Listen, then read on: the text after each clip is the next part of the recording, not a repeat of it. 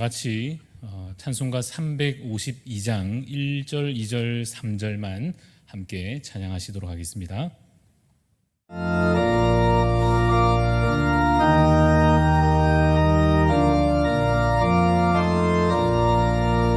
십자가 은병들아 주 위에 일어나 기들고 앞서 나가 담대히 싸우라.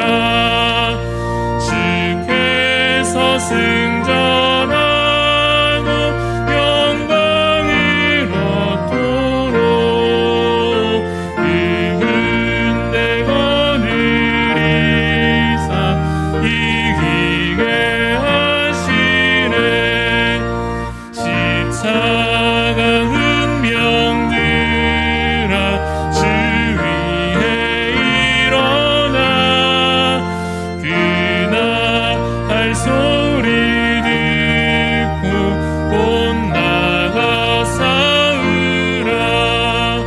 수 없는 원수 앞에 주 따라갈 때에 주 예수 힘을 주사 강하게 하시네.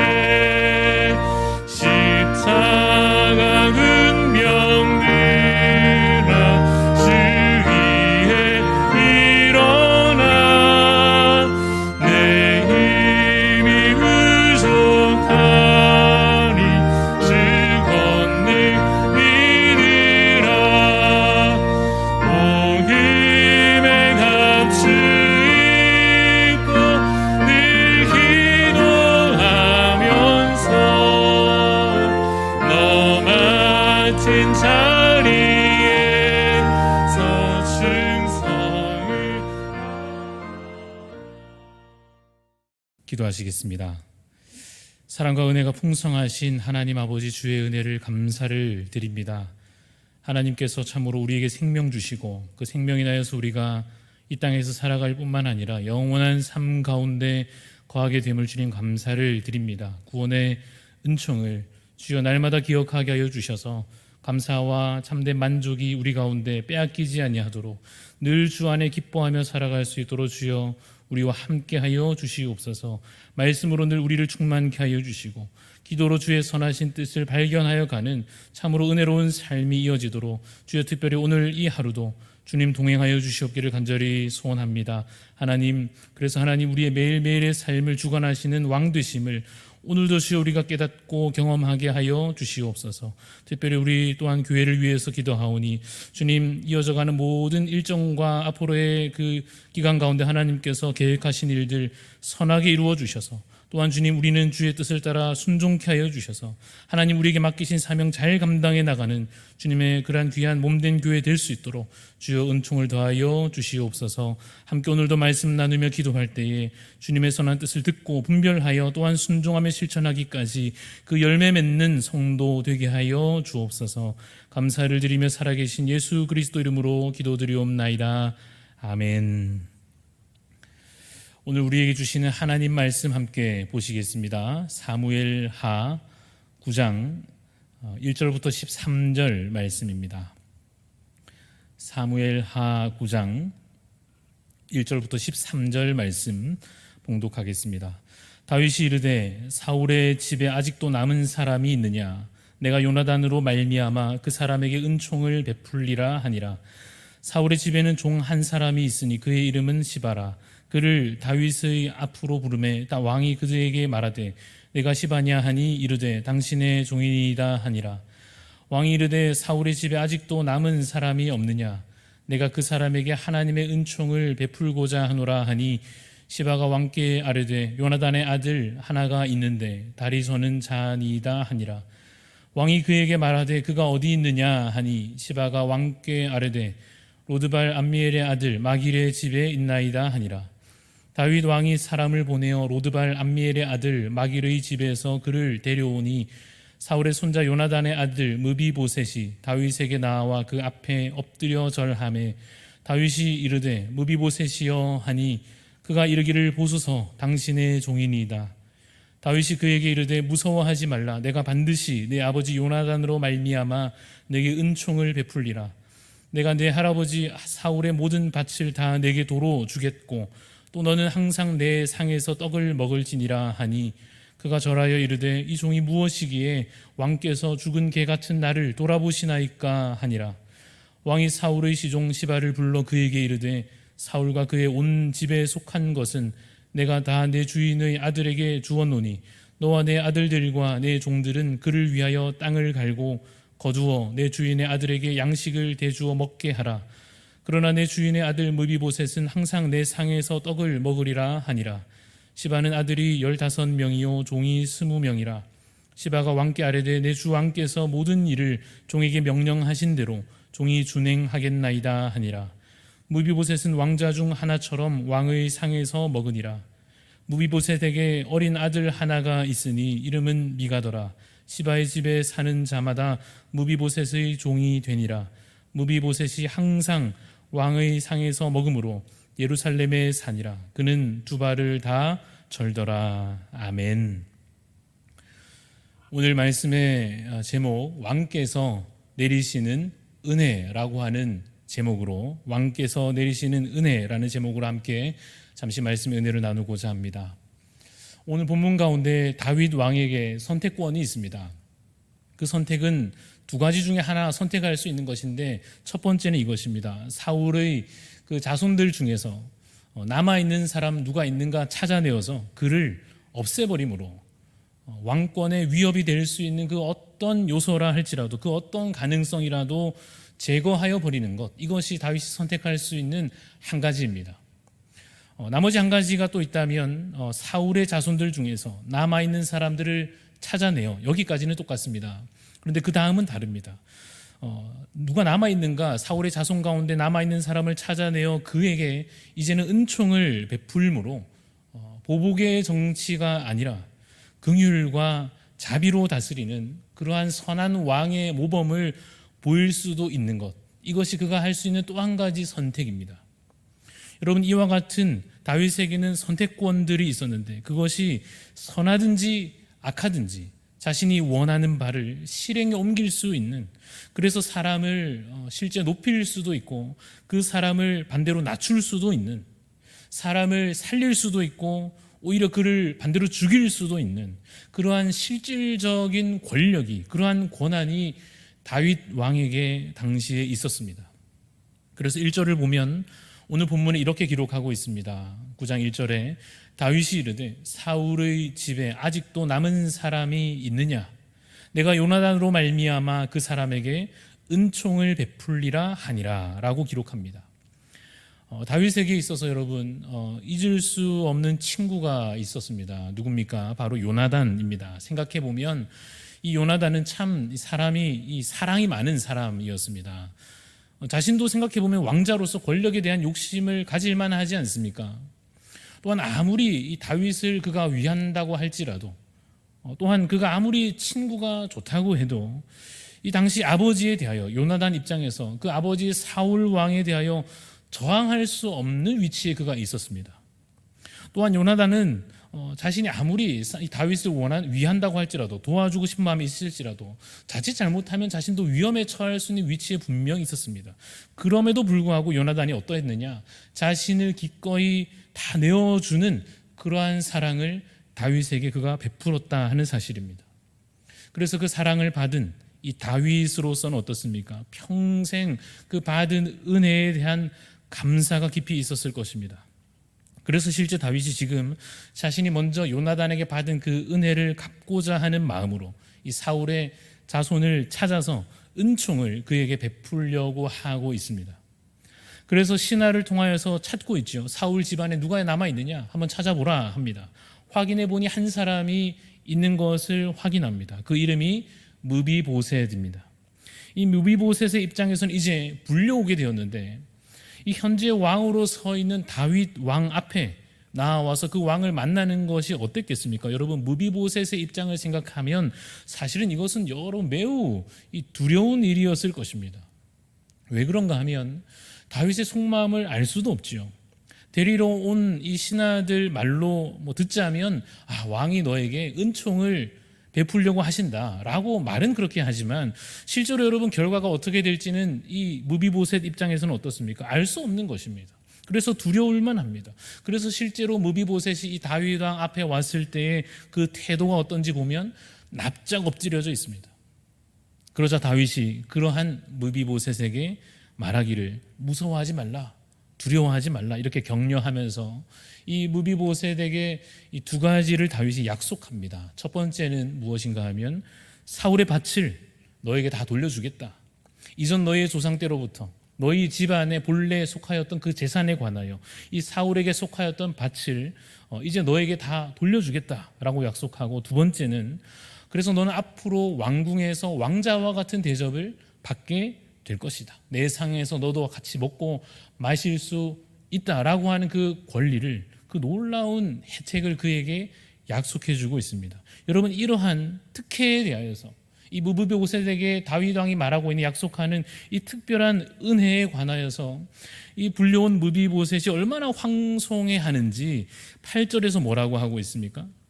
그가 절하여 이르되 이 종이 무엇이기에 왕께서 죽은 개 같은 나를 돌아보시나이까 하니라, 이렇게 되어 있습니다.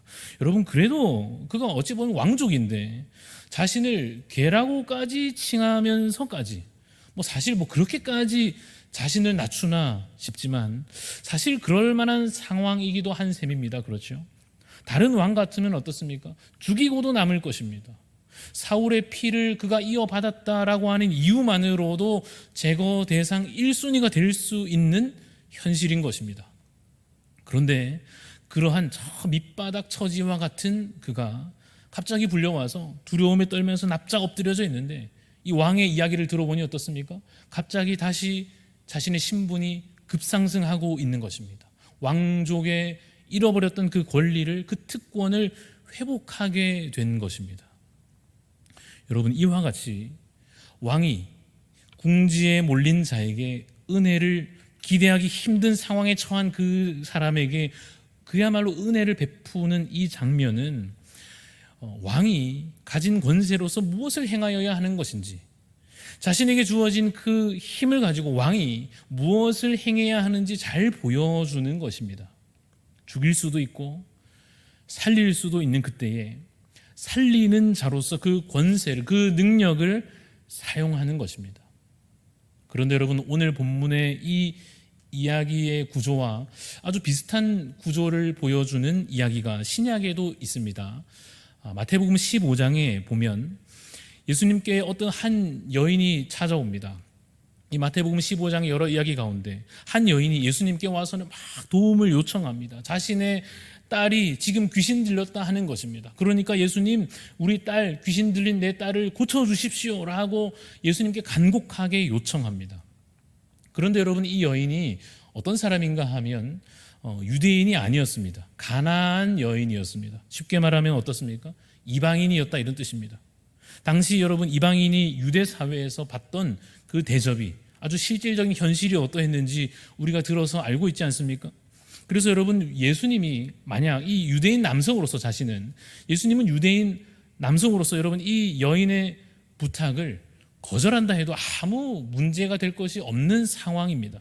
현실적으로는 당시의 어떤 사회적인 인식의 기준으로 말하자면 예수님께서 이 여인을 심지어 멸시해도 문제될 것이 전혀 없는 분위기입니다.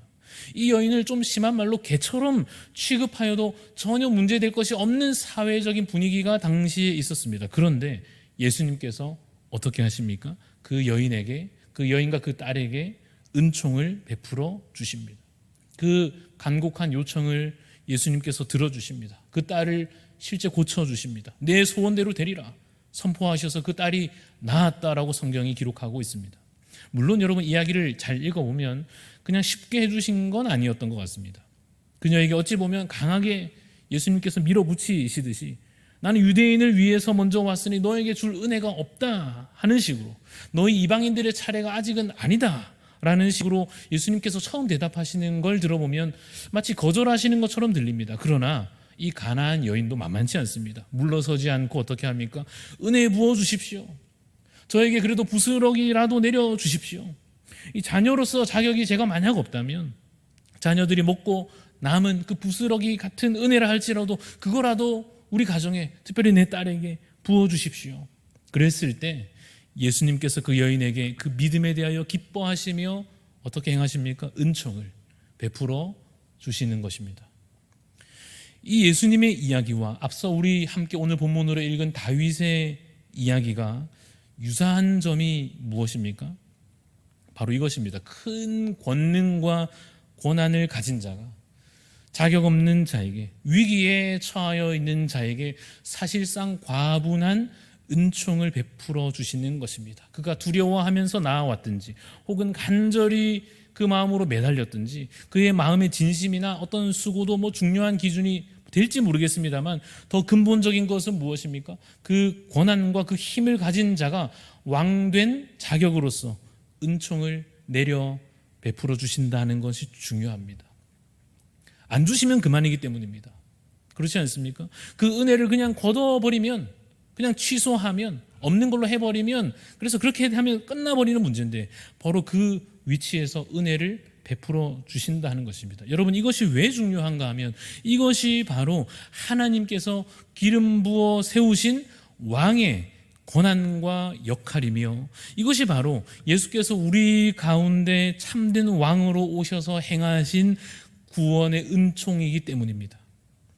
여러분, 이것이 다윗과 무비보셋의 이야기로 끝나지 않고 가나안 여인의 이야기로 또한 끝나지도 않고 어디로 연결되겠습니까? 바로 우리 자신의 이야기로 이어지게 됩니다. 우리의 이야기는 무엇입니까? 사실 동일한 이야기입니다. 자격 없는 자에게, 아무 고난도 없는 자에게, 사실상 죽어 마땅한 자에게, 무시당해도 어쩔 도리가 없는 자에게 왕의 고난을 가지신 하나님께서, 절대적인 힘과 권능을 가지신 여호와께서 굽어 살피셔서 죽을 자를 살려주셨고 쫓겨날 자를 다시 회복되게 하셨고 낮은 자를 높여주셨고 이제는 그래서 진노의 자녀가 아니요 하나님의 은혜 입은 자로서, 하나님의 아들과 딸로서 그 자격을 더하여 주시고 그래서 왕 같은 자로, 다스릴 자로까지 높여주시는 것입니다.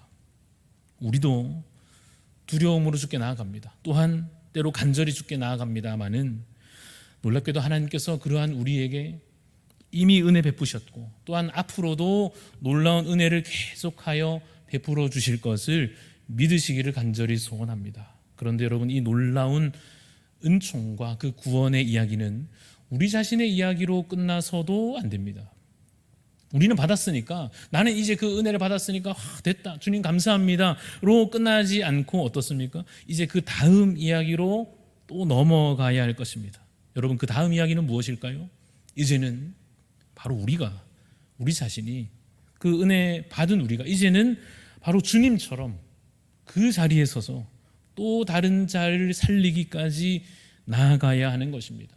여러분, 우리가 무슨 대단한 권세가 있겠습니까마는, 우리 자신의, 우리의 모습과 현실을 보자면 우리가 무슨 왕이라 칭할 수 있겠습니까마는, 그런 마음이 들지만은 놀랍게도 하나님께서 그 놀라운 직분과 그 사명을 우리에게도 맡기신다고 하는 사실입니다. 여러분, 우리에게 주어진 사명입니다.